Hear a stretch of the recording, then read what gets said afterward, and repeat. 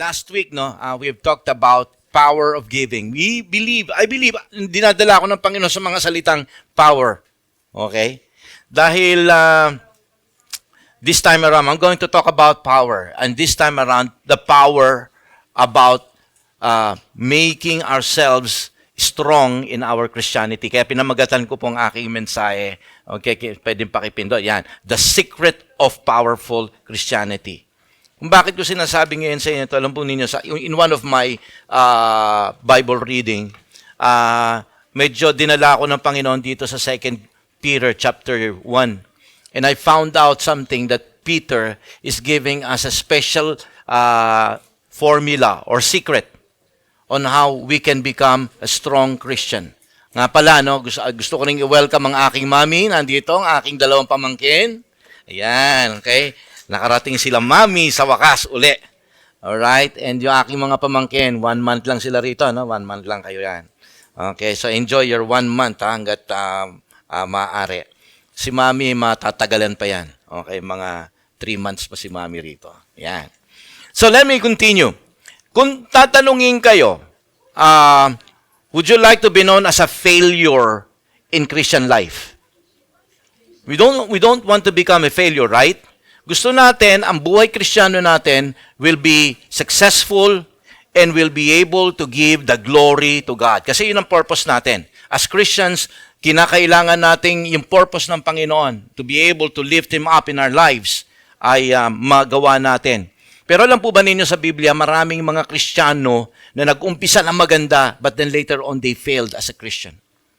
One of them is Demas. Alam po ninyo si Demas? In the letter of Paul to Philemon, binanggit niya si Demas. Sabi niya, and Demas is greeting you. In the book of Colossians, binanggit din niya si Demas doon. Because Demas has been a companion of Paul for several times sa kanyang mission field, sa kanyang mission trip. Madikit siyang mabuti.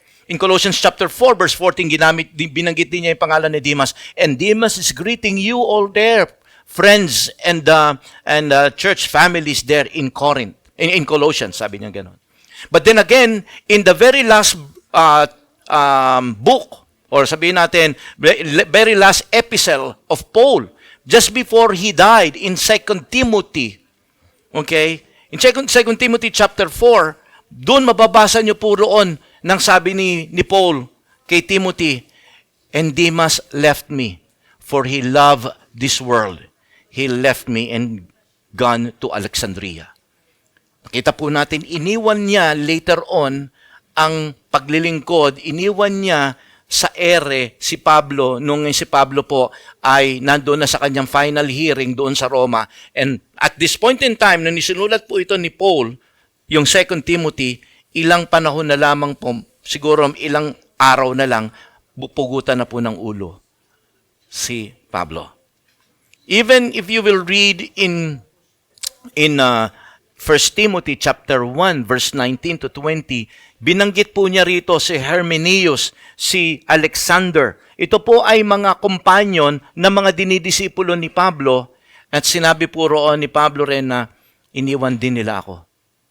There were Christians who were so powerfully used by God, but then again, their Christian life became a failure. And we do not want to make our Christian life be a failure as well, right?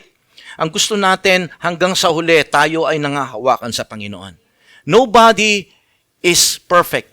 Nobody can become, as powerful as the apostles becomes. Because they know, unless otherwise tayo bilang mga mananampalataya will be able to get the formula or the secret of this. Ano ba yung sekreto nitong mga apostolis na to? Ano ba, bakit ba hanggang sa bandang huli, they were able to give their lives for the glory of God? Okay? Everybody in this world, particularly tayo sa henerasyon ng mga Kristiyanong yan, we are all vulnerable. Nobody is safe. Because the enemy will always try to pull us down. Nobody is safe. Okay? Unless purihin po ang Panginoon. Thankfully, in our text for today, Peter showed us the secret on how we can become powerful in our Christianity. And this is our text for today. Our text is found in 2 Peter chapter 1. We're going to read verse 5 to verse 11. Dito, pag-aaralan natin kung papaanong ang isang Kristiyano will become powerful in his Christian life, on how we can become godly and useful before our in our lifetime as Christians. So ngayon pong araw na ito, if you have your Bible with you, you can open your Bible with us. Pero ngayon, hindi ko nababasahin muna ngayon yung buong text. Dahil ang pag-aaralan natin ay verse 5 hanggang verse 11. Ang ginawa ko ngayon, inuna ko muna yung verse 8 hanggang verse 11 bago natin basahin yung verse 5 hanggang verse 7. Siguro sasabihin nyo sa akin, Pastor, bakit uunahin nyo yung huli bago yung una? Kasi gusto kong, yung verse 5 at saka verse 7, it talks about the qualities na kinakailangan nating mai-adapt in order for us to possess the power that you need in your Christian life. Ang gagawin muna natin, i-discuss muna natin, ano-ano ba? What are the powers that we can possess? Okay? Okay, mali pa yung English, mali spelling. P-O-S-S. Hindi po yun C. Okay? What are the powers we can possess as a Christian? Okay? Kasi kinakailangan natin yan. Ulitin ko, without the power that God will provide for us, we cannot survive the attacks of the enemy. Especially dito sa mundong ibabaw nito, mga kapatid ko. Particularly in this life that we are not living and we are not battling against the flesh and the blood, but against the principalities, against the spiritual being. Okay? Tandaan natin, ang pakikipaglaban natin noon, ang pakikipaglaban ng mga Kristiyano noon sa Biblia, at saka yung pakikipaglaban natin ngayon, magkaiba. At kung titingnan natin, baka sabihin ninyo, matindi yung mga pakikibakan ng Kristiyano noon, no? Kasi they are caught, they were killed, they were imprisoned. Pero lang po ninyo, mga kapatid ko, if you're going to look at it, mas mabigat ang labanan natin ngayon. Kasi kapag ka-Kristiyano ka, at alam niyo mga Kristiyano, pagka under physical persecution, pinapatay sila, lumalaban yan, nagkakaisa yan. Iba, ang focus nila nandoon sa atake ng kaaway.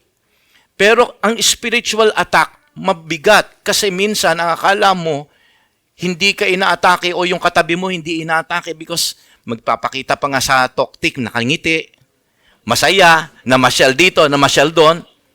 Pero magugulat ka, bakit bigla na lang tumalikod bigla sa Panginoon? Minsan, katabi mo pa, nagpupuri sa Panginoon, and then all of a sudden, nawala siya kay Lord. Why? Because this is the danger of spiritual battle.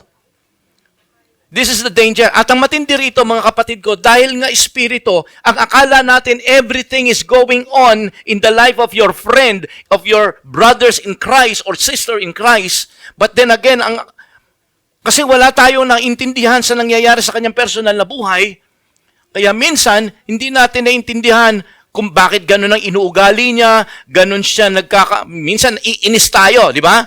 Ayoko, wag na natin yung kasi ba't ganyan ang ugali niya? Ba't biglang nag-iba? Ang hindi natin nalalaman, that person is under the stress and attacks of the enemy. This is the difficulty of our battle in this generation. Hindi kagaya noon, nakikita nyo, lumalaban sila, hindi baling mamatay sila para sa paglilingkod nila sa Panginoon. They were being persecuted, they were being killed. At alam po ninyo, naniniwala ako, lalabas ang totoong mga Kristiyano kapag tayo ay pinersecute.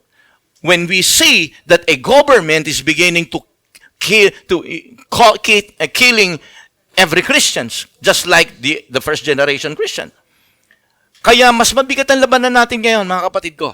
Now, that's the reason why we need to be powerful in our Christian life. Because if not, naku po, ang bigat ng labanan natin ngayon. Today, we're so fortunate na iniwanan tayo ni Peter ng kanyang paalala. Tandaan po natin, nung sinulat po ni Peter, yung 2 Peter, kagaya ni Paul, nung sinulat niya yung 2 Timothy, ang 2 Peter po ang huling epistle na sinulat ni Peter, that he is going to die after this. Okay, kaya tingnan po natin, okay, basahin. Now, what are the powers that we can possess if we will be able to follow yung advice ni Peter? Basahin natin yung verse 8 hanggang verse 11. Mamaya babasahin natin verse 5 to verse 7. Okay, sabi po niya rito ganito. For if you possess these qualities in increasing measure, they will keep you from being ineffective and unproductive in your knowledge of our Lord Jesus Christ. But if anyone does not have them, he is nearsighted and blind and has forgotten that he has been cleansed from his past sin. Therefore, my brothers, be all the more eager to make your calling and election sure. For if you do these things, you will never fall, and you will receive a rich welcome into the eternal kingdom of our Lord and Savior, Jesus Christ. Isang bagay lang gusto ko maunawaan natin dito, mga kapatid ko. Ang sabi niya rito, if you will what? If you will have these things, these qualities. Okay? Ito yung sikreto rito. If you have your Bible, you can underline the word these qualities. I found 4 important things that we can possess if we will able to possess these qualities. Yung qualities na yan, pag-uusapan natin yan later on. Kasi yung mga qualities na yan, isinulat niya sa verse 5 hanggang verse 7. Inuna ko lang yung verse 8 hanggang verse 11 para maintindihan natin kapag ka ba nakuha natin o nagawa natin yung mga qualities sa verse 5 hanggang verse 7, ano-ano ba ang mapoposes natin? Ano ba yung powers na yan, Pastor? Okay? Natandaan natin, malinaw po ang sabi ng salita ng Diyos dito. Ito yung final na word ni Peter dito sa chapter 1. Hindi naman ito pinakahuli, pero ito yung pinaka-conclusive doon sa chapter 1 ng 2 Peter. Sabi pa niya, and you will receive rich welcome. Sino yung gustong i-welcome sa langit? Okay? You will receive rich welcome into the eternal kingdom of our Lord Jesus Christ. Why? Because you will be declared successful. You will be declared victorious in your Christian life once you possess these qualities. Paano ka magiging powerful if you will possess this quality? Later on, ulitin ko, pag-uusapan natin yung mga qualities na yan na nandoon sa verse 5 hanggang verse 7, pero tingnan muna natin kung ano ang gagawin nito sa buhay Kristiyano mo. Bakit? You can be assured. Parang si Peter dito, sobrang sigurado siya na kapag ka nagawa mo itong, na-attain mo itong mga qualities na ito, siguradong sigurado siya, langit ka. Siguradong sigurado siya, hindi ka maaagaw ng dyablo ngayong mananampalataya ka na. Kasi kahit mananampalataya po tayo, Satan will always be there to put you into different kinds of tricks, traps, and temptations. Okay? Hindi natin alam yan, pero ganyan ang gagawin ng dyablo sa atin. Okay? Gagawa siya ng mga iba't ibang klaseng mga sitwasyon. Gagamit siya ng tao. Gagamit siya ng iba't ibang klaseng mga financial temptation para ikaw ay mailayo unti-unti mula sa ating Panginoon. Now, tingnan po natin mga kapatid ko. Tuloy natin.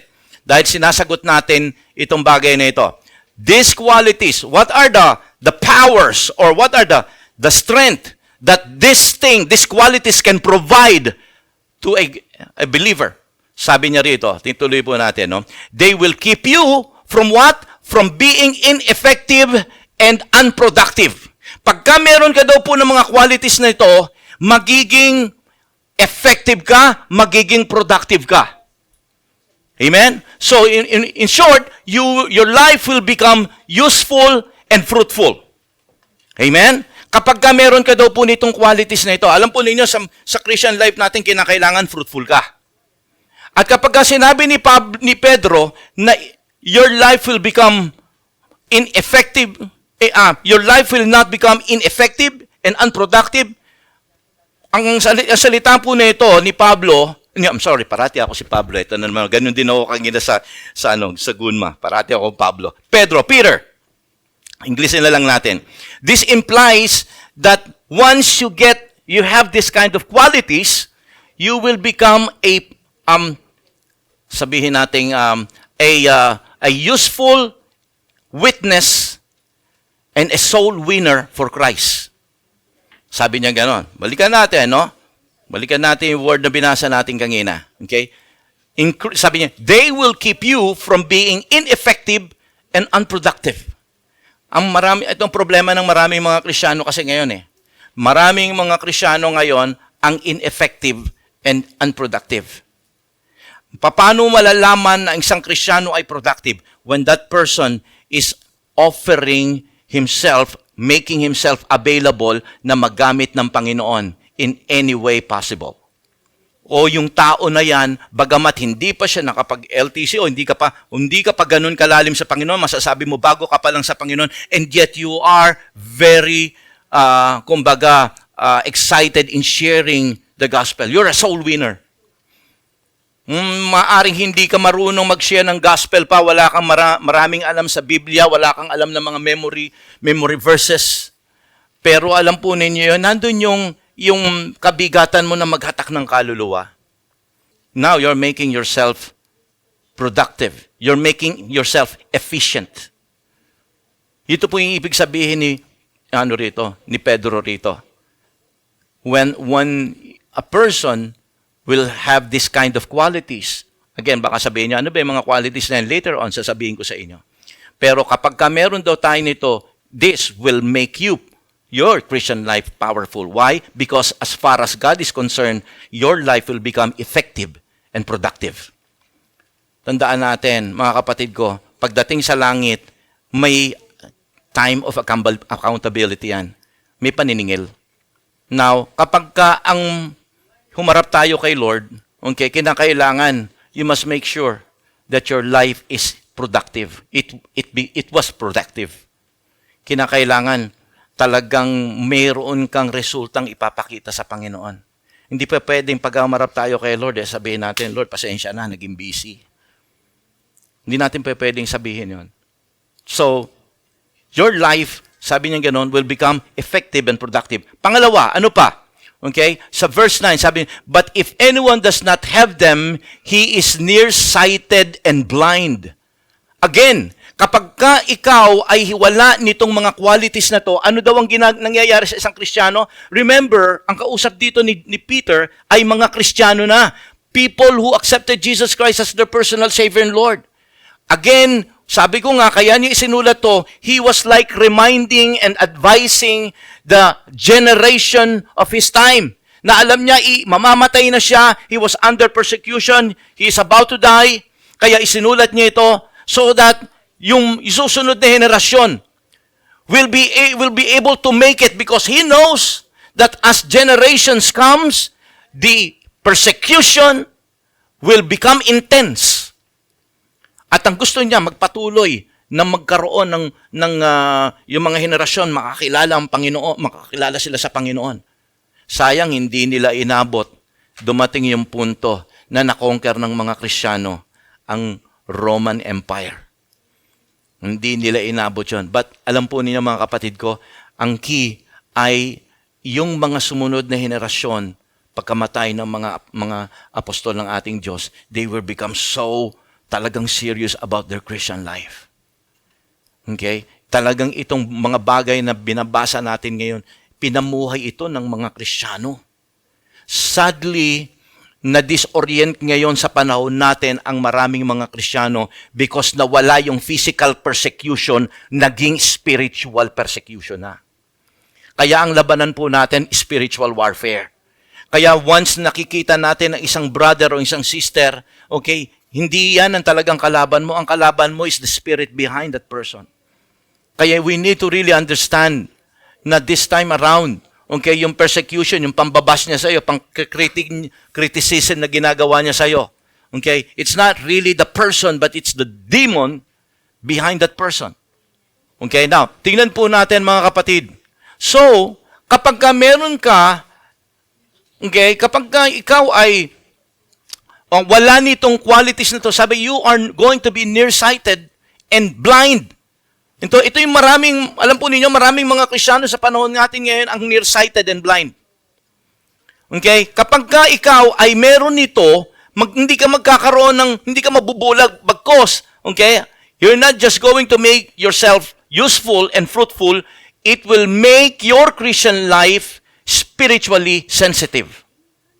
Nakikita po ninyo, mga kapatid ko? Binabaligtad ko lang yung mga sinabi rito ni Peter. Sabi niya nung una, they will keep you from being ineffective and unproductive. Ano ba ang kabaligtaran ng ineffective at saka unproductive? Eh di useful and fruitful. Okay? Ngayon, sumunod sa verse 9, sabi niya ganon. Okay? Medyo nililiwanag ko lang mabuti para makasabay po tayong lahat. But if anyone does not have them, kung wala daw po tayo nitong qualities na ito, he is nearsighted and blind.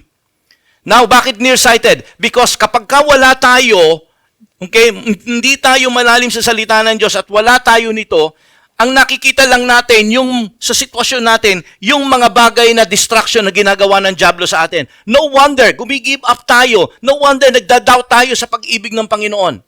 No wonder, nahihirapan tayong maglingkod sa Diyos because ang nakikita lang natin, yung distraction, nearsighted tayo. We were not able to see the behind of that distraction.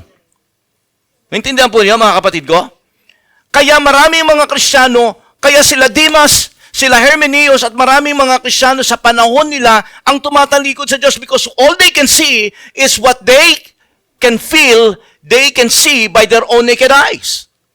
Kaya sabi ni Peter, no, you need to get all these kinds of qualities so that you will not be nearsighted and blind. Bakit blind? Because they were blind spiritually. Hindi nila ma-identify yung demons, yung umaatake sa buhay nila. You see, kahit maraming mga Kristiyano na ginagamit ng Diyos, di ba nagugulat tayo, bakit sila na nag-sway? Bakit nadadaya pa rin sila ng diablo? Bakit nagagawa pa rin nila yung mga bagay na hindi kalooban ng Panginoon? O bakit gumigive up sila? Because these people are nearsighted and blind. Kinakailangan po natin dito ng spiritual discernment. We need to discern what kind of spirit. Kasi minsan, ang demonyo po, mga kapatid ko, ang discernment po or spiritual sensitivity, hindi lang naman ginagamit ito sa mga demonyo eh. Minsan kapag ang isang Kristiyano ay spiritually sensitive, alam niya na ang kapatid niya ay nangangailangan ng kanyang panalangin, nangangailangan ng pag-abot, nangangailangan ng konting panahon, nangangailangan ng konting tulong. Minsan, kapag ka ang mananampalataya ay hindi sensitive, kaya nga sabi ko kanina, dahil ang laban natin ay sa espiritu. Minsan, instead na abutin natin o instead na maging mabait tayo dun sa kapatid natin, naiinis tayo, nabubusit tayo. Kasi bakit kanya ng ugali niya? Ang di natin alam that person is being stressed out by the devil.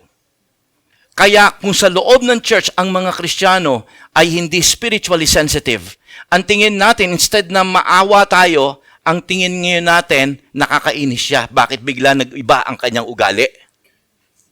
Ang hindi natin, ito ang nakakatakot sa spiritual warfare. Ito ang nakakatakot sa laban ng espiritu. Kaya nga sabi ko sa inyo, mas maganda pa yung labanan nung panahon ng mga apostol. Kasi nakafocus ang lahat ng mga Kristiyano sa totoong kalaban, Roman Empire. Pero sa spiritual warfare, sa pakikibaka sa espiritu, at tandaan natin, yan ang sabi ni Pablo sa Ephesians chapter 4, that we're not battling against flesh and blood, but against the spirit and principalities in high heavenly places. Ito ang labanan natin. Minsan, kahit sa asawa natin o sa mga kaibigan natin, nagugulat tayo bakit nag-iiba yung ugali. Hindi natin alam, under attack siya ng diablo. Under attack siya sa trabaho, under attack siya sa mga kamag-anak niya. And yet, instead, nagagalit tayo doon because kaya tayong mga anak ng Diyos, kinakailangan natin maging spiritually sensitive.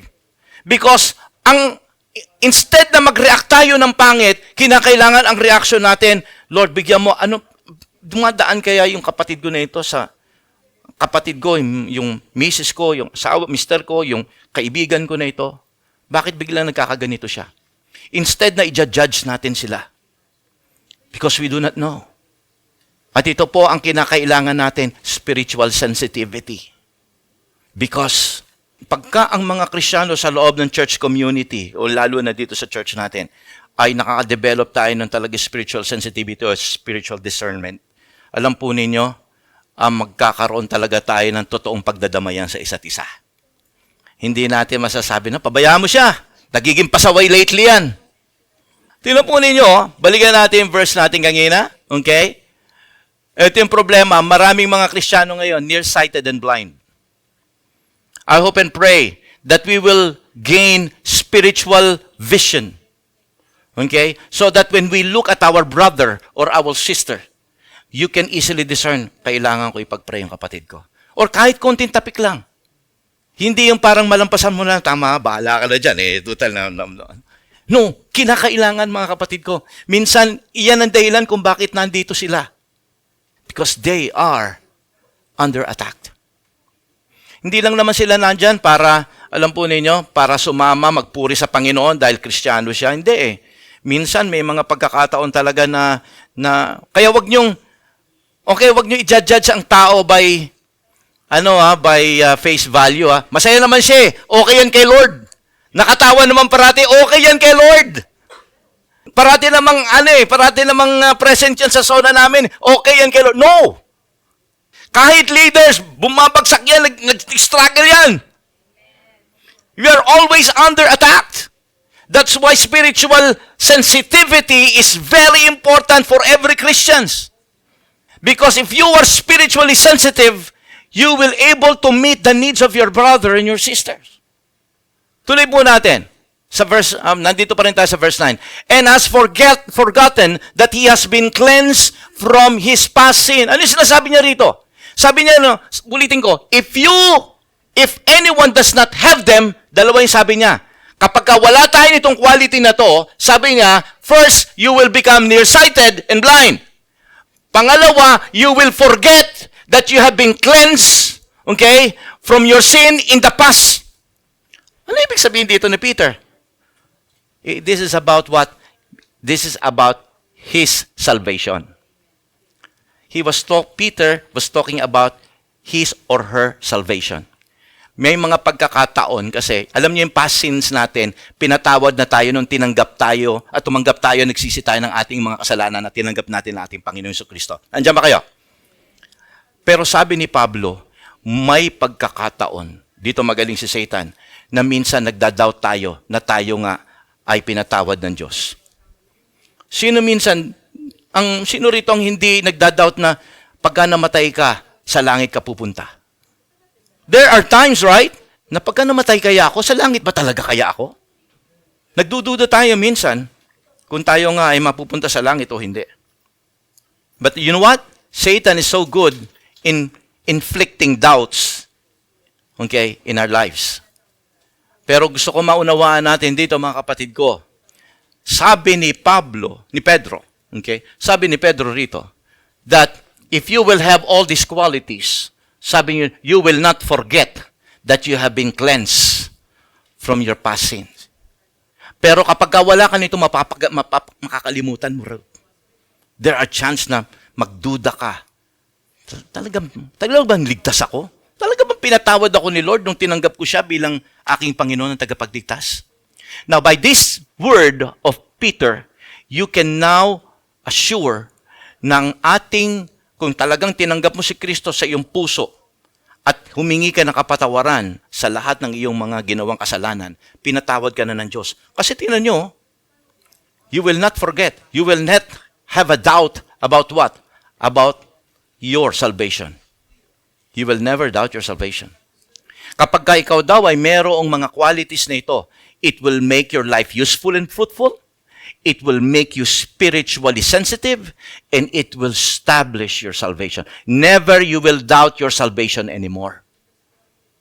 Never na maiisip mo na pinapatawad kaya ni Lord ang aking mga kasalanan. Never. Sapagkat ang Diyos natin, nung ikaw ay lumapit, yun yung pagkakataon na hinihintay niya. Lalo na if there are new comers sa araw na ito. Okay, gusto kong sabihin sa inyo, bibigyan ko kita ng bagong at mabuting balita. The gospel, the good news is, ang Panginoong Hesukristo ay namatay na doon sa krus. Alam mo kung bakit? Sapagkat gusto niyang sabihin sa iyo na kaya kong bayaran anumang klaseng karanasan o anumang klaseng kasalanan ang nagawa mo sa Kanya. Kaya niya itong abutin at patawarin at linisin. Amen? Yun yung dahilan kung bakit siya namatay doon sa krus. Yun yung dahilan kung bakit pumunta siya rito sa lupa. Subalit, kinakailangan nating tayo'y lumapit at tayo'y magsisi ng ating mga kasalanan. At ang sabi ng salita ng Diyos, 1 John 1:9, if you will confess your sin, He is faithful and just to forgive you. Kung sinabi ng salita ng Diyos, ang Diyos ay tapat at banal na magpapatawad sa iyo, patatawarin ka niya talaga. But then again, sabi ng salita ng Diyos, sabi ni Pablo, may mga pagkakataon habang ikaw ay nabubuhay bilang isang Kristiyano. Dahil minsan may mga pagkakamali tayo, minsan bumabagsak tayo. Amen? Okay? Ano nangyayari? Nagda-doubt ka sa iyong kaligtasan. Pero ang sabi ni Pablo, if you will have these qualities, you will never doubt your salvation. So never doubt your salvation, okay? Okay? Sabi mo sa katabi mo, ligtas ka. Okay? Ligtas ka na. Okay? Never ever doubt your salvation. Okay? Alam ko, minsan, kapag ka nakakagawa tayo ng kasalanan, we doubt ourselves. No, hindi ganun kadaling mawala ang kaligtasang ginawa ng Panginoon. Hindi rin ganun kadaling, okay, kapag ka pinatawad ka na ng Lord, pinatawad ka na niya, hindi siya tao para ibalik ka doon sa kasalanan mo, para sumbatan ka sa ginagawa mo, at parating tawag dito, nasa utak at nasa isip ni Lord yung mga ginawa mong kasalanan sa Kanya. No! Sabi ng salita ng Diyos, if you confess your sin, itong gusto kong pinakamaganda, yung last phrase eh. Sabi nga nun, He is faithful and just to forgive you, eto mabigat, and cleanse you from all your unrighteousness.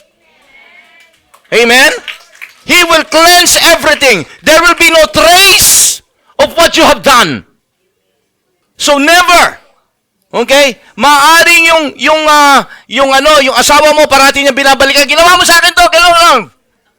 Yung nanay mo, yung tatay mo, sinusumpatan ka. Ganito ka nung bata ka, ganyan ka, hindi ko makakalimutan yung ginawa mo. Alright? Pero, okay, ang Diyos iba. Once He said, I forgive you, ang gagawin pa niya ron, He will cleanse every trace that even you. Okay? Si Satanas lang ang magaling mag-memorize ng mga pagkakapalpakan natin. Kasi he will always try to what? To make yourself feel guilty. Oo nga, no? Nagawa ko yun. O, kita mo? Ngayon, ginagawa mo na naman ulit, di ba? O, kaya wala ka. Sabi ng salita ng Diyos, ang kinakailangan, kung gusto mong ikaw ay ma-air sealed, ma-protectionan, you need these qualities. Mamaya, ulitin natin, ano yung qualities na yun? Alright? Alam ko medyo, ano kaya yun? Alright? Now, tuloy po natin. Ano pa? Pang-apat. Okay? Ang pang-apat po, ulitin ko, the first one, hindi ka you're going to be fruitful and effective. You're not going to be nearsighted and blind, but rather you will have that spiritual sensitivity. You will not forget that you have been cleansed from your sin in the past.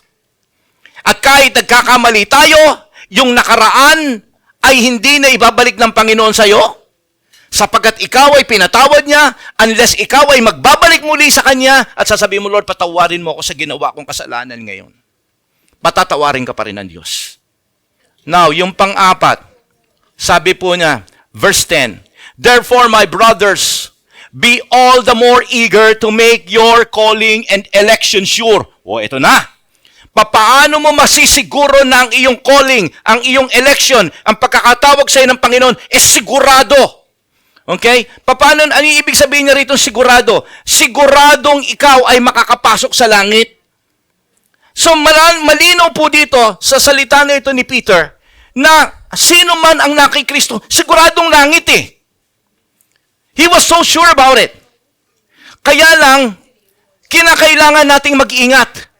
Sapagkat si Satanas hindi gumigive up.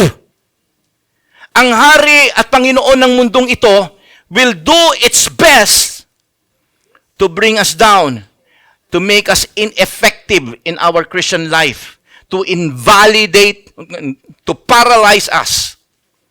Okay? Sa ating panawagan mula sa Panginoon. Sapagkat kapag ikay nagpapagamit sa Panginoon, mga kapatid ko, hindi naman kinakailangan tumatayo ka rito at nagpipreach. Maraming iba't ibang calling ang Panginoon sa buhay nating ito. Pero isang bagay lang ang sabi ni Peter, you can make sure that your calling, magagawa mo yan. Saan ka tinatawag ng Panginoon dito? Yung purpose ng Panginoon sa'yo.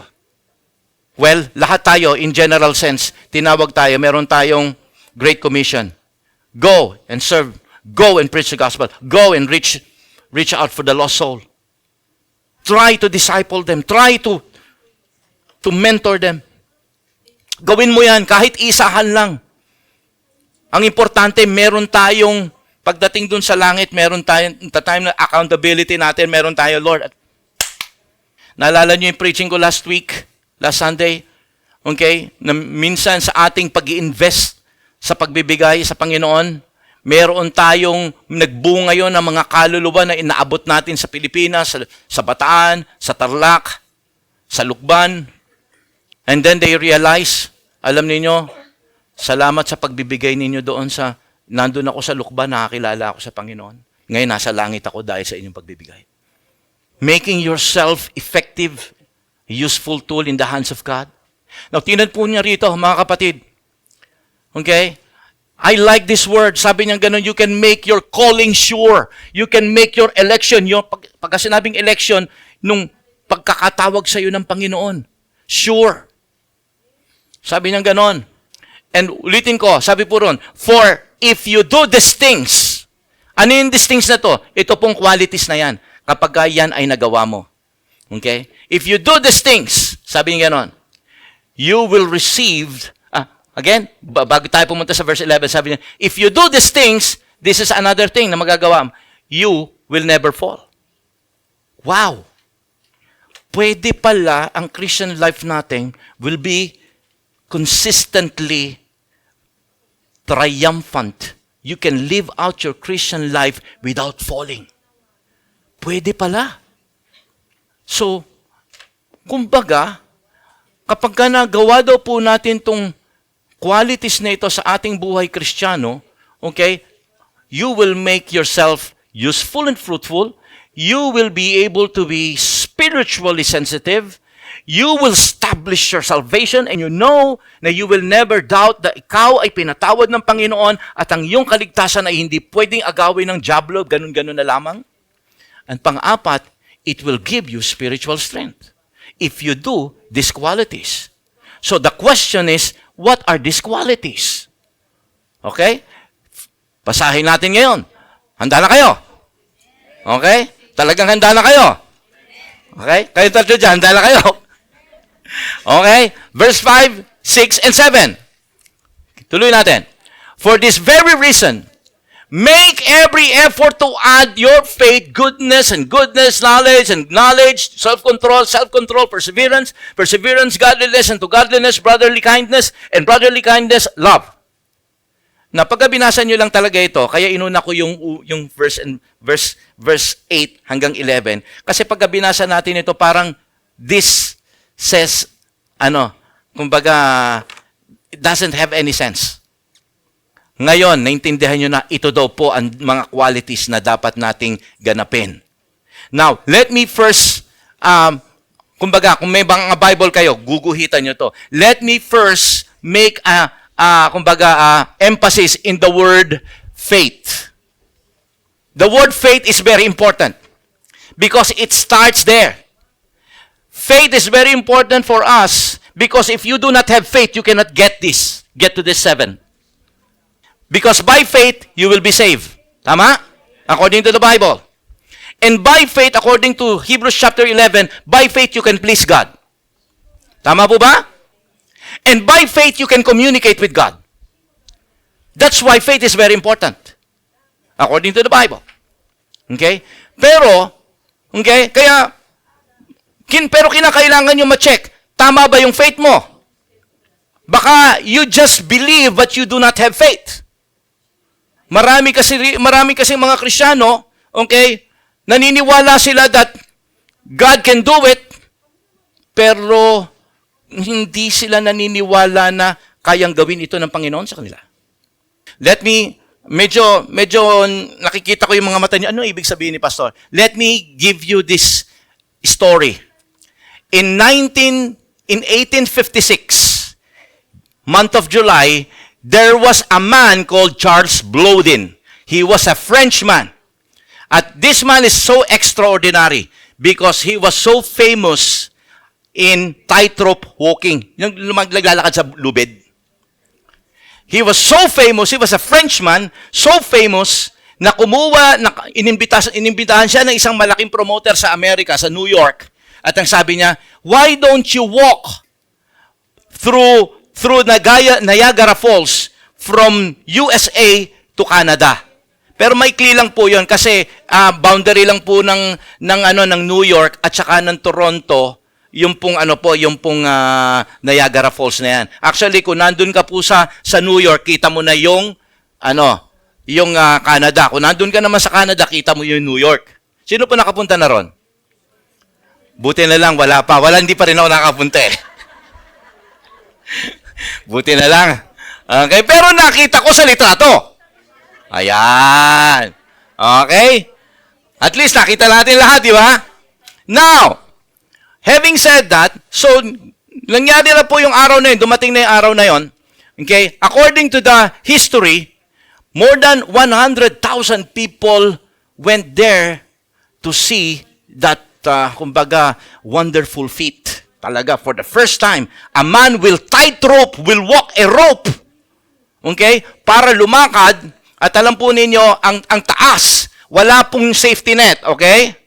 Walang safety net. Ang taas, sa rumaragasang, alam po ninyo, sabi nila, once you get to see the Niagara Falls, every second, hundreds of thousands of gallons of water are pouring in. At hanggang ngayon, ganun karami yun, hindi nagbabago. Every seconds.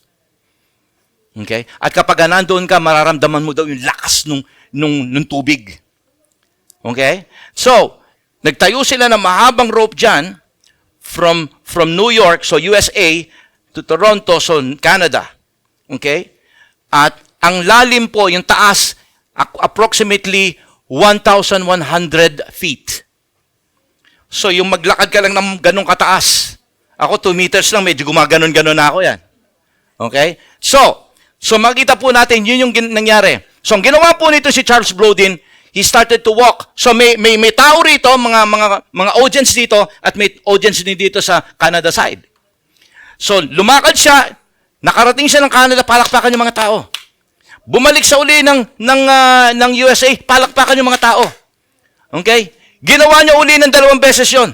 Palakpakan yung mga tao. All of a sudden, ang ginawa niya, kumuha siya ng wheelbarrow. You know wheelbarrow? Yung dito sa Chama, we call it neko. Okay? Itsidensya. Okay? Okay? Yun. Itsinensya. Ano ba? Itsinensya? Tama, itsinensya. Hindi itsidensya. Okay. Yung mga taga-Holland, hindi nyo alam kung ano yung pinagsasabi namin dito. Ha? Okay? That's Japanese word. But a wheelbarrow. Okay? So that wheelbarrow, dinala niya ngayon. He walked on the tightrope with a wheelbarrow. And he was able to reach Canada. Okay, palakpakan yung mga sa Canada side.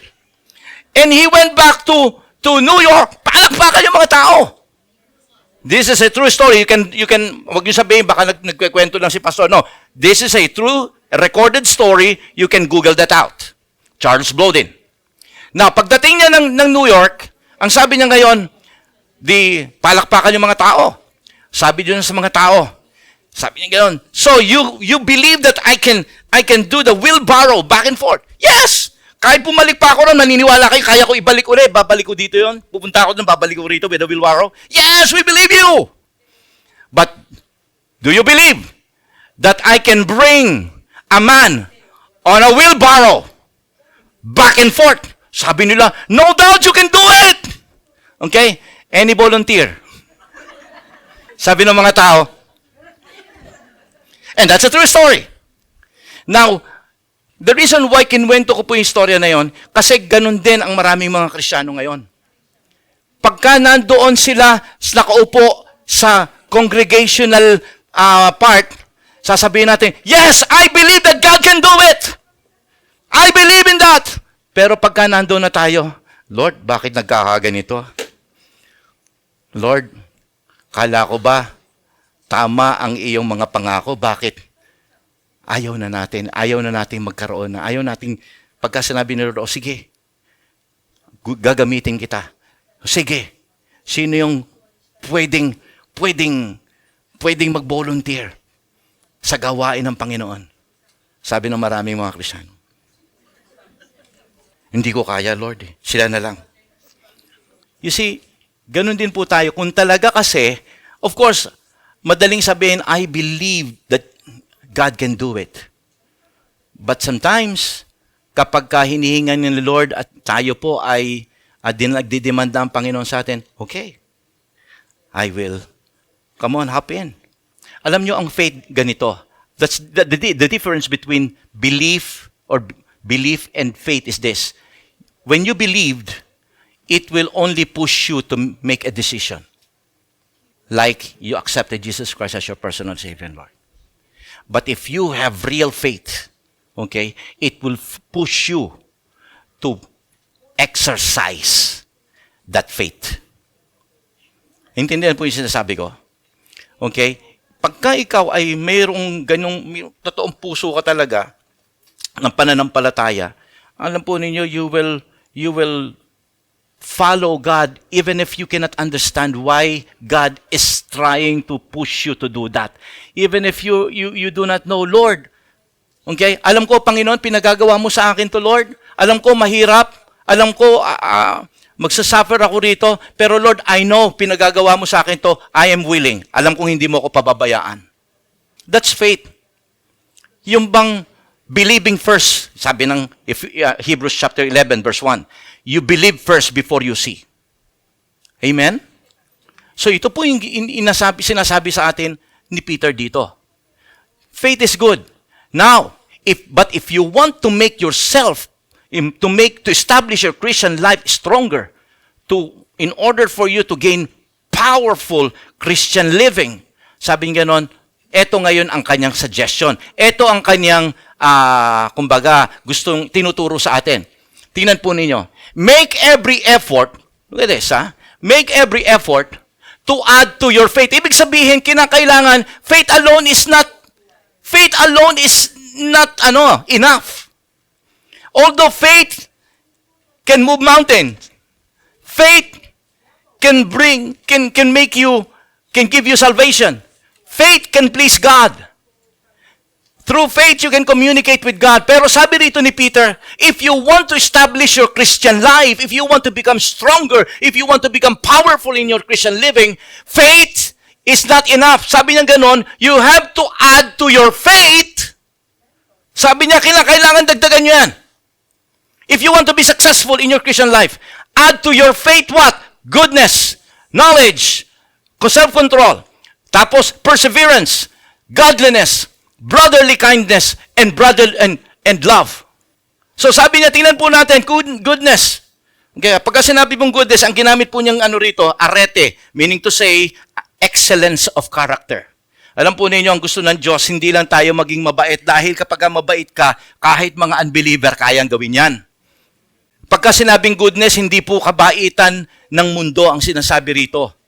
It's a higher kind of goodness that only God can do in your life. Now, baka sabihin niyo, hindi ko kaya yan. Mahirap naman yata yung dinidemand na yan ni Peter sa akin. No, hindi mo kinakailangan na magsikap o magtiyaga para ma-attain mo yan. Iyan ay ibibigay sa iyo ng banal na spirito. Lamang, would you be willing to surrender your life to the Holy Spirit? Ang lahat ng ito mangyayari if a person is totally surrendered to God. Kumbaga sa sasakyan, ibibigay mo sa isang tunay na mekaniko ang iyong buhay, ang iyong kotse. Ikaw yung kotse, ikaw yung buhay. Hahayaan mo na siya ang lagyan kanya ng turbo. Okay? Lagyan kanya ng mga setup sa iyong katawan. I-dress up kanya so that you can be transformed. Because without Him, we can do nothing. Naintindihan po ninyo? Without God, we can do nothing. So yung goodness, hindi iyan pinoprovide mo. Ipro-provide yan ng banal na spirito. Lamang, kinakailangan nating nakasurrender tayo sa Kanya. Gets, mga kapatid ko? So, babaguhin ka niya. Yung goodness na ito, he was like saying, okay, tatanggalin ko, marami akong bagay na tatanggalin sa dati mong ugali. Tatanggalin ko yung iyong pagiging chismosa. Tatanggalin ko yung iyong pagiging paninira. Tatanggalin ko. Marami tatanggalin. Okay? Ang iyong pagiging sugarol. Maraming tatanggalin sa atin. Okay? God is the one who will transform us. But you must be willing to yield. You must be willing to say, Lord, tatanggalin niya. Hindi naman tayo perfecto, lahat naman tayo may kapalpakan. But as we continue to yield our life, kasi tingnan po ninyo mga kapatid ko, okay? Di ba may mga bagay tayong gusto mong, Lord, baguhin mo. Baguhin mo nga yung asawa ko. Okay, sa kanyang pagsusugal. Tama? Okay, baguhin mo siya. Pero pagka yung asawa mo, kahit mananampalataya na siya, hindi siya willing. Kaya ang ipagpe-pray mo ngayon sa asawa mo, ganito, Panginoon, hayaan mo siyang lumalim sa iyo, Panginoon. Hayaan mo siyang makilala kanya ng lubos.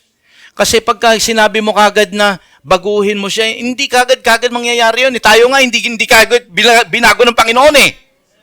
Amen! So be faithful. Palakpakan mo natin ang Lord dyan. Okay? Kaya kinakailangan, maraming bagay ang ayusin sa atin ng Panginoon. Pero ang sabi ng salita ng Diyos, you have to strive. You have to strive. You have to acquire these qualities. These are the virtues na dapat nating idagdag. Sabi niya, idagdag natin sa ating pananampalataya. So huwag kayong maniniwala na, may faith na ako kay Lord, tama na yun. No. Okay? Kasi ang gusto ng Lord, okay, hindi lang ikaw ang maligtas. May maligtas na iba dahil sa ginagawa mo. Ano ko po ninyo? Natandaan natin, babalikan ko ang original text nito, sinulat ito ni Pedro kasi gusto niya naiiwanan niyang kongregasyon ng mga mananampalataya talagang lubos na nagliliwanag sa kanilang society. Kumbaga talagang nagmamahalan, nagtutulungan dahil alam niya na patindi ng patindi ang magiging persecution sa mga iiwanan niyang mga mananampalataya. Kaya sabi niya gano'n, maging matibay kayo, magmahalan kayo. Kaya una sa lahat, magkaroon kayo ng kabaitan. Kinakailangan mawala yung mga dati nating masamang ugali. Are you trying to get rid of your old nature? Yung ibang, sinasabi ibang mga Christian, ganito na talaga ako eh. Hindi, pabago mo kay Lord. Hindi pa pwedeng ganito talaga ako. First of all, sabi ni Peter, you need to be good. Goodness. Second, knowledge. Now, yung knowledge na ito is literally knowledge about the Scripture. Ang gusto niya, maging knowledgeable tayo sa Biblia. Kaya napaka-importante ng Sunday service, ng mensahe. Okay, napaka-importante meron din kayong personal Bible reading, meditation. Napaka-importante din na you are attending to some sort of small group or cell group or Bible studies. You need to have knowledge. Kasi kapag may knowledge ka, okay, that is where you can get to be more spiritually sensitive. Naiintindihan mo yung nangyayari sa buhay mo ngayon. Nakuha po niyo mga kapatid ko, the thing kung bakit ito ay nangyari, hindi dahil galit sa iyo ang Lord, kundi God is changing something in your life. But without the knowledge of the Scripture, we can never understand why these things is happening in your life. So the reason why, sabi ni Pablo, okay, from your faith, you add goodness. Babaguhin ka ng Lord, magpabago ka sa Kanya, para lalong makita nila ang pagbabago na ginagawa ng Panginoon sa buhay mo. Makikita yun ng mga taong nakapaligid sa iyo. Makikita yun ng mga kasama mo sa zone. Makikita ito ng mga kasama mo sa bahay. Makikita ito ng mga kasama mo sa trabaho. Tapos sabi niya gano'n, be knowledgeable. Okay? After goodness, you put in knowledge. You have to grow in the Word of God. Because having knowledge about the Word of God can make a person mature. Alala ninyo? Man shall not live by bread alone, but by what? By every word that proceed out from the mouth of God. The Bible, the Scripture. Yan ang pagkain ng ating mga espiritu. Diyan ka titibay. Diyan mo mauunawaan kung papaanong ang Diyos ay kumikilo sa buhay mo. Diyan mo mauunawaan yung mga bagay na hindi mo naiintindihan. Okay? Tandaan natin, God always works in a very mysterious way. But it is revealed in the Scripture. Amen? So, ano pa? Binanggit kanina. Okay? Self-control. Wow! Self-control. Self-control daw, oh. Okay? Now, the Greek word that Peter used in this verse, ang Greek word yan is enkrateia. Enkrateia means restrain from one's emotion, impulses, or desire. Enkrateia. Ibig sabihin, mga kapatid ko, itong area na ito ang dapat magkaroon tayo ng self-control. To be direct. Okay? Sa tatlong area tayo dapat kontrolado natin itong tatlong area na ito. Kasi kapag hindi mo kontrolado itong tatlong area na ito, this will put you in big trouble. The first area starts from letter T. Temper. Okay ba? Okay? So, yung temper, kinakailangan. Kontrolado yan. Okay? Yung emosyon. Are there among people here who get easily controlled by emotion? Mga emosyonadong tao. Okay? Ayan. Okay? Kapag ka ganun, mga kapatid ko, naku po, kagaya na sinabi ko sa inyo, tayo po ay dadalhin ito sa malaking problema. Okay? You have to control. Kaya pagka sinabing self-control, tatlong area dapat. Una, temper. Kaya kung halimbawa, medyo kapag narinig mo pa lang yung pangalan, nag-iiba na kagad yung timpla ng iyong damdamin. Okay, gusto mong parang gusto mong ayan, parang gusto mong pumutok yung mga damit. Ayan. Ayan, tapos magiging berde ka, no? Ayan, Incredible Hulk ka na. Yan, yung mga ganyan, okay? Yan, delikado. Temper yan. Ano di ba yan? Temper yan. So, that's the first thing na dapat mong kontrolin, temper. Pero may pangalawa pa, letter T din. Tang. Temper, tang. Sino may kaya rito? Sabi nga ni James, nako, pinakamahirap kontrolin yung tang. Kay liit-liit lang yan, pero naku po, kayang pumatay. Nakita ninyo? I mean, nakakaano nga, di ba? Talagang kaya mong sirain ang pagkatao, dila lang eh. Ganyang katindi. Pero sabi rito ni Peter, tandaan natin magkaroon tayo, dahil mananampalataya tayo, if you want to live a powerful Christian life, then you have to be in control of your life. Be in control of your temper, be in control of your tongue. Kasi tandaan ninyo, tingnan ninyo, yung taong hindi makontrol ng dila, parating nasa gitna. Nasa gitna ng awayan. Tama po ba? Nako! Parating nasa, ikaw na naman, nasa gitna parating ng kontrobersiya. Ayan. Kaya gusto ko makunawaan natin, mga kapatid ko, talaga, you have to learn how to control it. Okay? And there's the other T. Okay, tayo, puro tatlo, tatlong T yan. Temper, tandaan nyo yan, tang, control the temptation. Yan. Kinakailangan yan. Alright? Kasi tandaan natin, kapag alam natin na may temptation, in order for you to control it, alis ka na dyan. Escape na.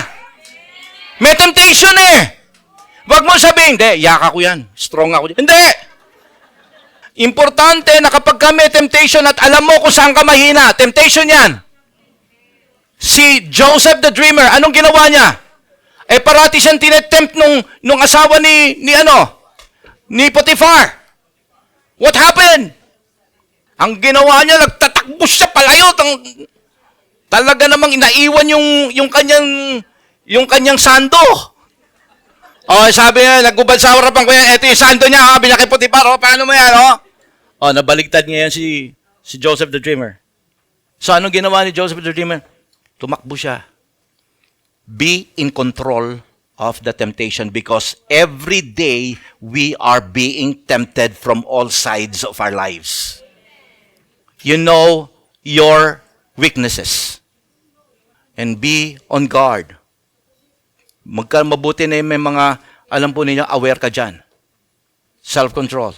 Now, of course, temptation itself is not a sin. But if you will begin to entertain sin, that is when you begin to commit sin. Kaya importante, mga kapatid ko. Next, okay, pagkatapos ng self-control, okay, tuloy natin, perseverance.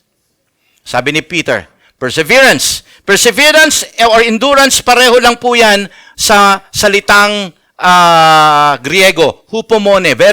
This is a very famous word na Greek na madalas ginagamit ng mga apostol.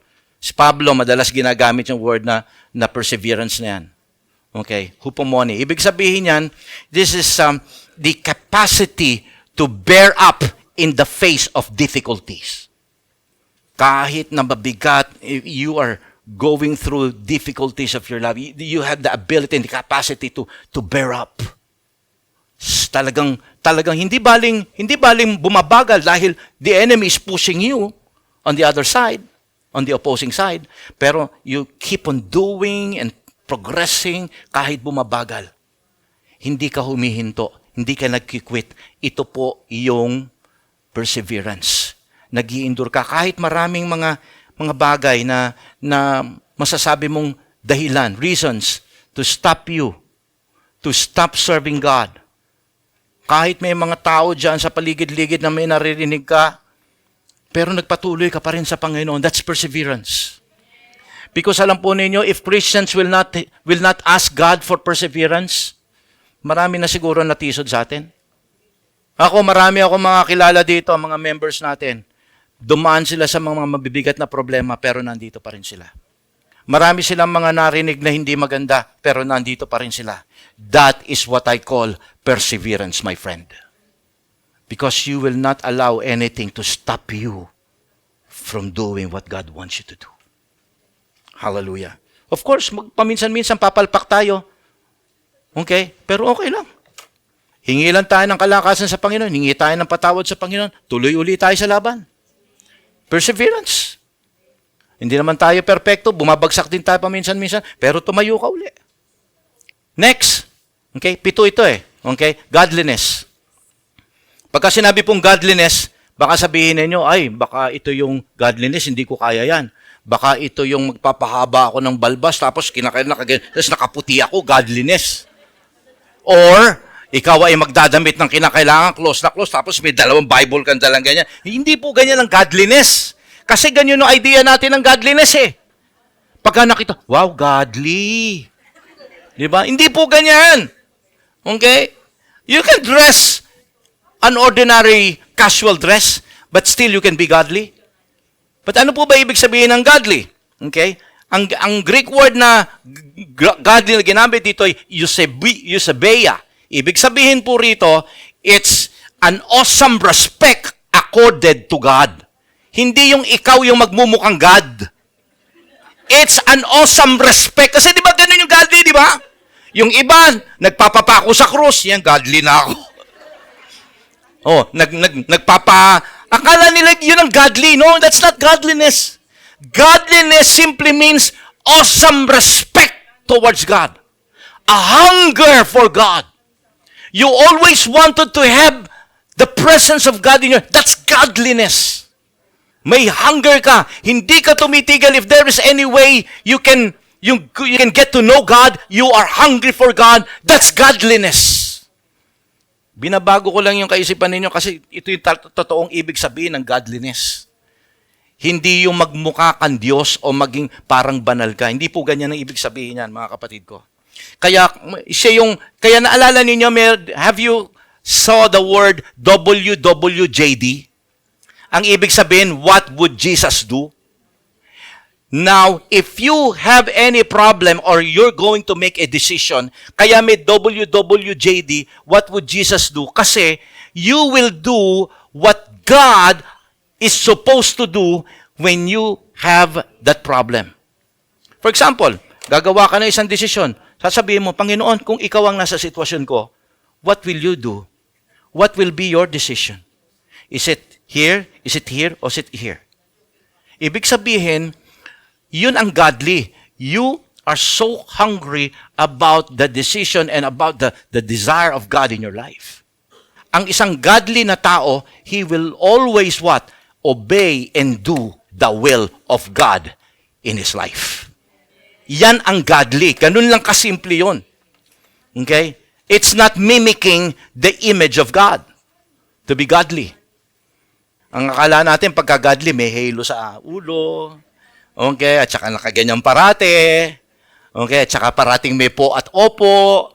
Hindi po ganyan ang godly. Alright? Sumunod po. Okay? Brotherly kindness. Kailangan ito sa church, no? Kung gusto ninyong ang church natin, ang Lord of the Harvest, ay magliwanag sa paligid ng iyong pamilya, ng inyong trabaho, ng paligid dito sa lugar natin dito. Alam po ninyo, kinakailangan makita nilang tayo ay totoong nagmamahalan sa isa't isa. The Greek word used here is Philadelphia, the brotherly love or the sisterly love. At yung word na ito, mga kapatid ko, kaya sinasabi ni Pablo ito, he was reminding his people, okay, na kinakailangan, alam ninyo, ang pag-iibigan natin sa isa't isa, ang siyang magiging liwanag para yung mga tao sasabihin nila, gusto ko ring makasama dyan sa inyo. Kasi nakita ko how you reach out with each other, how you help each other, how you love each other. Brotherly love. Of course, pakinggan nyo ako, hindi tayo perpekto rito.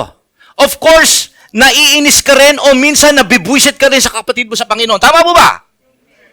Nagkakaroon din tayo ng konting banggaan sa isa't isa. Tama po ba? Pero hindi dapat maging dahilan yon para hindi mo exercise ang brotherly love. Paano po yun, Pastor? Ay, di mag-usap kayo at tapos magpatawaran kayo at tapos magmahalan uli kayo. That's brotherly love. Ganyan ang ginagawa mo sa kapatid mo, di ba? Ano sinasabi mo? Hindi ko pwede itakwil, kapatid ko eh. Brotherly love. Family love. Yan ang ibig sabihin ng Philadelphia. Ang magulang, hindi pwedeng itakwil ang anak. Ganon din ang anak, hindi mo pwede itakwil yung tatay mo, yung nanay mo. Hindi kayo pwede magtakwilan. Philadelphia, ganon din dito sa church. Kaya kita nyo masakit pagka, di ba, nagtatakwilan kayo. Pagka, halimbawa, minsan may kapatid tayong umalis sa church at dahil nakaaway isang kapatid sa isang church, sa church nyo, o kaya naman sa zona nyo, alis siya dahil, di ba masakit? Hindi kayo nasasaktan? Ako, nasasaktan ako. Kasi pamilya eh. Kaya kinakailangan dito, sabi ni Pedro, kinakailangan, you have to promote brotherly love with each other. Nabubuko, no? Maka-Peter, no? Maka-Paul, ano? Bukong-buko. Okay? So, yun po yun, mga kapatid ko. Tingnan po ninyo, sabi ni John. If anyone say, I love God, yet hate his brother, he is a liar. If anyone does not love his brother, whom he has seen, he cannot love God. Tama po ba? Whom he has not seen. And he has given us this command. Si Lord daw, binigyan po tayo ng command na what? Whoever loves God must also love his brother. Meron ba kayong kasamaan ng loob ngayon? Okay? Hindi ko alam kung ano ang mga nangyayari sa inyo. Baka sa zona nyo, baka sa ano, ha? O, may mga nabasa kayo sa, ako yata pinatatamaan ito sa Toktik, ha? Alam niyo yung Toktik na yan, maraming ano yan, eh. Mahiwaga yung Toktik, eh. Baka ganon. If there's anything, patch up and show your brotherly kindness. Amen? Nakita nyo, brotherly kindness. Kind. Be kind. And then, lastly, love. ginamit dito ay agape. Hindi na ako magsasalita dyan. Alam nyo na kung ano yung agape. Ito yung love na dapat daw natin parating ine-exercise sa isa't isa. Again, tandaan natin, goodness, knowledge, self-control, okay, ano pa? Perseverance, ano pa? Nakakalimutan nyo na, ha? Bebang, nakalimutan mo na, ha? Godly, ha? Alam ni Bebang. And then, brotherly kindness and love, okay? Kinakailangan nating maunawaan na itong mga bagay na ito ay gagawin natin. Hindi agad-agad sa labas.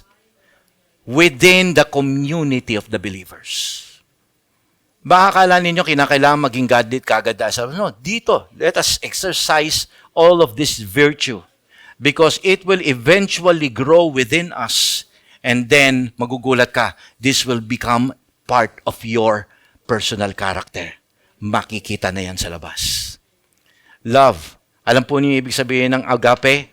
It's unconditional love. You will love that person despite of. Kaya sa ministry, mga kapatid ko, okay, darating sa punto na gagamitin ka ng Panginoon. Pero darating sa punto na kapag gagamitin ka ng Panginoon, gagamitin din ng Diyos yung taong kasama mo sa church na sasabihin mo sa lahat pa ng tao na pinakaayaw ko, ito pa ang idinikit sa akin ni Lord. Mangyayari yon. But of course, this is how you will exercise or agape love. That is, I will love you despite of. Kahit na alam ni Lord of all the people, ikaw pa. But of course, I have no choice but to love you and to work, okay, to work my Christian life with you. Sabi ni Peter, kung tayo po daw ay ganito, nakuha natin itong lahat na ito, you will live a what? A powerful Christian life. It will assure you of your election and your calling towards God, and it will make you reach the kingdom of heaven. Let us all stand up. Hallelujah. Purihin ka, Panginoon. I hope and pray that everyone will no longer doubt their salvation. Everybody na tumanggap sa ating Panginoong Hesukristo, siya po ay hindi lang bagong nilalang, kundi binabago pa rin siyang patuloy ng Panginoon. Amen? Kaya yung goodness, marireach mo yan. Marireach mo yan. The only thing that you need to do is to be willing to yield your life with God. Sige, Lord, kumpunuhin mo ako, Panginoon. Repair me from all my imperfections. Make me the kind of person you want me to be. Transform me, Lord. Okay? Tatanggalin ni Lord yan. Bakit hindi? But would you be willing to yield your life to Him? You have to really start from the first step. Sabi nga,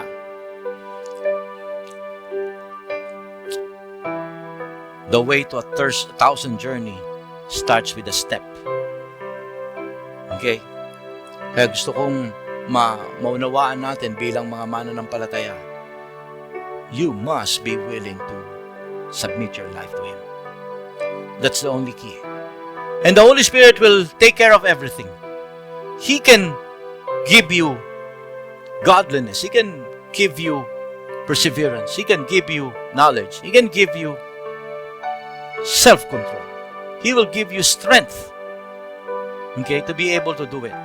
But now, before I pray for everyone, if there is somebody, first time who heard this preaching, first time, and you realize, na-realize mo na, Lord, I think, I believe I need to accept you as my personal Savior, Lord. I need to be saved. And I believe in you, Lord. Forgive me from all my sin.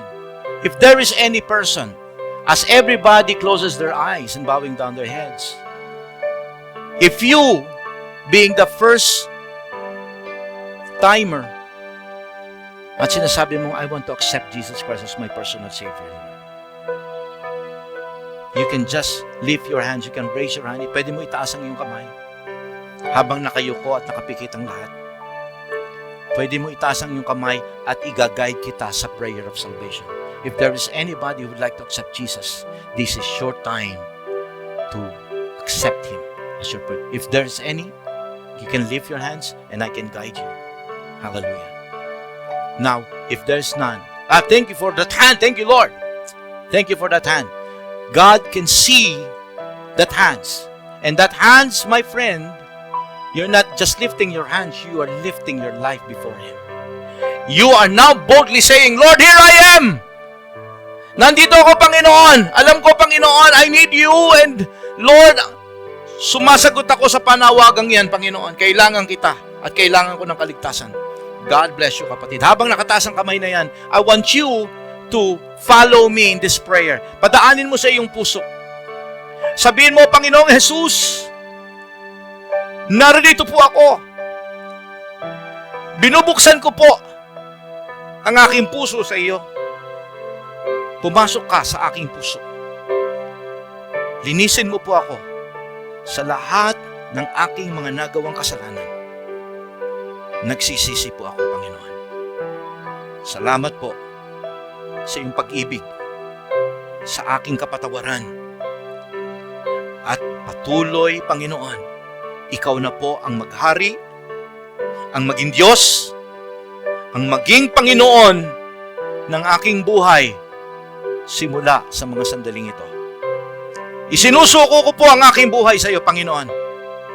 Ikaw na po ang magmaniobra at masunod sa buhay kong ito simula ngayon.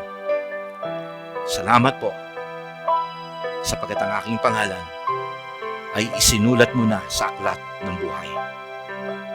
At ako po ngayon ay idinideklara mong isang anak mo na, aking Ama.